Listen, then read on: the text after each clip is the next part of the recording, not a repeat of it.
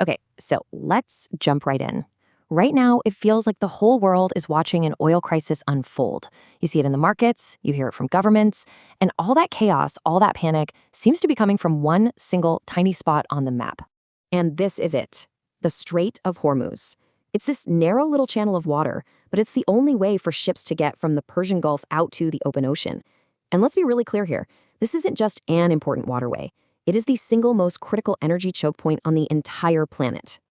So why all the fuss? Well, it all comes down to this one number, 20%. Every single day, a full fifth of the entire world's oil supply sails right through this strait. That is just a staggering amount of energy squeezed through one tiny bottleneck. So, the thinking has always been pretty straightforward, right? If something goes wrong here, if this flow gets disrupted, the entire global economy is in for a world of pain. A problem here is a problem for everyone. But what if I told you that's not the whole story? Not even close. Because the real story here isn't just about what's happening, it's about who it's really happening to. To really get what's going on, we have to talk about one of the biggest economic shifts of our lifetime, America's incredible energy flip.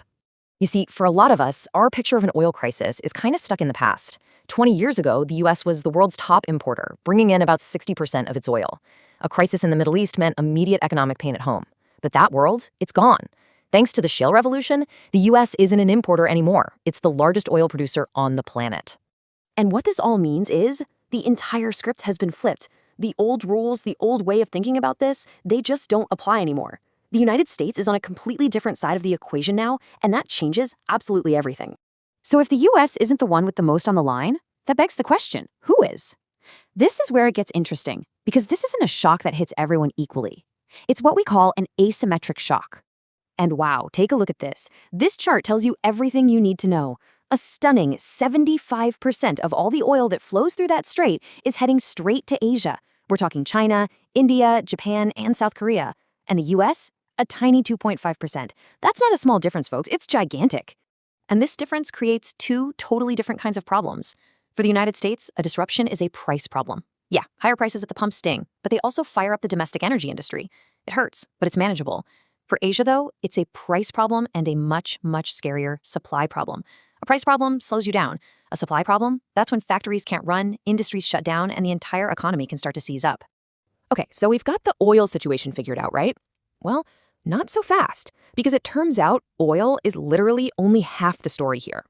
See, that same region is also a huge player in liquefied natural gas, or LNG, which is absolutely vital for everything from heating homes to powering factories. And just like with oil, about 20% of the entire global supply goes right through the Strait of Hormuz. For countries like Qatar and the UAE, we're talking over 90% of their exports. So a disruption there doesn't just hit oil, it slams the global gas market just as hard. And wouldn't you know it, who's the world's #1 exporter of LNG these days? Yep, the United States. So you see the same exact dynamic playing out again. A crisis for the suppliers in the Persian Gulf is an opportunity for the biggest supplier in the world. All right, so if the US is positioned to weather this storm, and maybe even benefit, who gets hurt the most? Well, in this story, all roads lead to China. Now look, China's not naive. They've seen this coming. They've spent years building up huge strategic reserves and trying to find other suppliers. But here's the catch. Those preparations are like a shock absorber, not a force field. In the short term, they can handle it. In the medium term, they have to start draining those precious reserves. But if a crisis drags on, it becomes a deep structural problem for an economy that runs on a constant diet of imported energy. And this is where we zoom all the way out. Because when you put all these pieces together, you start to realize this isn't just about a shipping lane or the price of gas. This is about something much bigger. I mean, think about the timing of all this.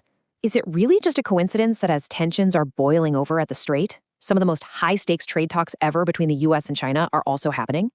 Look, at the end of the day, negotiations are all about leverage. So what happens when a global crisis hits that one side can basically shrug off, while the other side feels crushing structural pressure?